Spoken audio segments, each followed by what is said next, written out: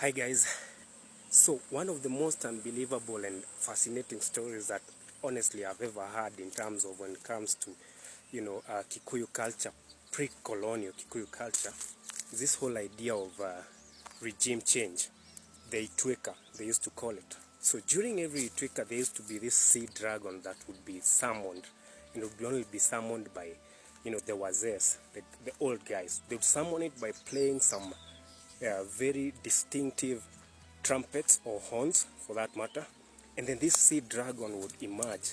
And once it emerged, what would happen is that because it was so soothed by the sounds of these horns, then they would actually this sea dragon apparently, or let's call it river dragon, they used to call it Ndamathia, used to be very quite feared because it was very aggressive. But when these horns would blow, it was soothed. And the reason they would actually summon this dragon is so that they could extract some feathers from its tail that would now signify that the regime change had happened. This would normally happen every 25 years or simply every generation. Now, once this sea dragon had been summoned,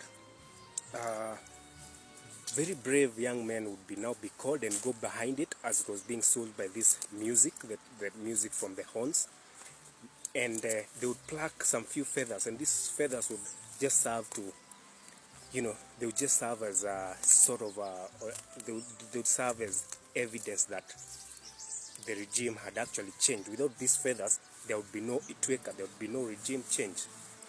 Now, the most fascinating thing is that once now the Mzungus came, the white men, what happened is that when they tried, and remember, when the Wazungus came, they really wanted to now get so deep, because in order to conquer people, you have to really get to know their culture. So they heard about this and they wanted to confirm about it. Remember, there was the likes of the Italian Catholics in Nyeri, the Father Caravaggios and the Likis in southern Agikuyu, who actually even learned the language and wrote books and even documented all these proverbs and everything. So when they heard about it, they wanted to confirm, and guess what? When they tried to infiltrate this this event or this regime change, it never happened. They never saw it, and from there, and from actually the 1920s, the Itwika or the regime change never happened again.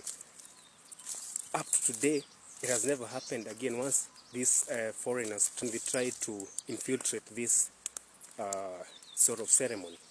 Now my question is, will we ever be able to summon this sea dragon again? Was it even ever real? Ama hizi tu zilikuwa stories za jaba?